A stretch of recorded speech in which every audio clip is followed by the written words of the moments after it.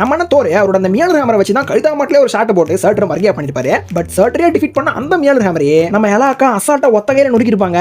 சர்ட்டரை defeat பண்ண அந்த மியாலர் ஹேமரையே ஹெலாக்காவால destroy பண்ண முடியுது அப்படின்னா ஏன் சர்ட்டரை நம்ம ஹெலாக்காவால தோக்கடிக்க முடியல? இது ஒரு பெரிய கதைங்க. இருந்தாலும் உங்களுக்காக சுருக்கமா சொல்ல ட்ரை பண்றேன். ரக்னராக் படத்துல நம்ம தோர் சர்ட்டர் கூட சண்டை போடுவார்ல, அவர் தாங்க வீக்கஸ்ட் வெர்ஷன் ஆஃப் சர்ட்டர். அந்த சர்ட்டர் ஜஸ்ட் 15 to 20 feet குள்ள தான் இருப்பாப்ல. எட்டர்னல் ஃப்ளேம் அந்த சர்ட்டர் கிட்ட இல்லாததனால தான் அந்த சர்ட்டருக்கு இந்த கதியே. ஆமா ஃப்ரெண்ட்ஸ், எட்டர்னல் ஃப்ளேம் சர்ட்டருக்கு சொந்தமானது. பல ஆயிரம் வருடங்களுக்கு முன்பு நம்ம சர்ட்டர் என்ன பல ஆயிரம் அடி ஹைட்டோட ரொம்ப ஸ்ட்ராங்கா இருந்திருப்பாப்ல.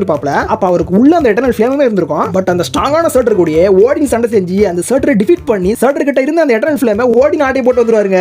எட்டர்னல் ஃப்ளேம் தான் நம்ம சர்ட்டரோட ஒரு மெயின் எனர்ஜியே. அது இல்லைன்னா அவர் ரொம்ப வீக் ஆயிடுவாப்ல. அப்படி வீக்கான நிலைமையில இருந்த அந்த சர்ட்டர் தான் நம்ம தோர் மியாலர் ஹேமரை வச்சு ஈஸியா டிஃபீட் பண்ணிடுவாப்ல. பட் நம்ம ஹெலாக்கா கூட சண்டை செஞ்ச அந்த சர்ட்டர் பிரைம் வெர்ஷன் ஆஃப் சர்ட்டர் மாதிரியே எட்டர்னல் ஃப்ளேம் அந்த சர்ட்டருக்கு கிடைச்சதால முன்னாடி இருந்த மாதிரியே சம ஹைட்டோட ஸ்ட்ராங்கஸ்ட் வெர்ஷன் ஆஃப் சர்ட்டரா மாறிப்பாப்ல. இந்த சர்ட்டர்லாம் நம்ம ஹெலாக்காவால ஒண்ணுமே பண்ண முடியாதுங்க. இந்த சர்ட்டரை டிஃபீட் பண்ணணும் அப்படின்னா மறுபடியும் பிரைம் வெர்ஷன் ஆஃப் ஓடின் வந்தாதான் உண்டு.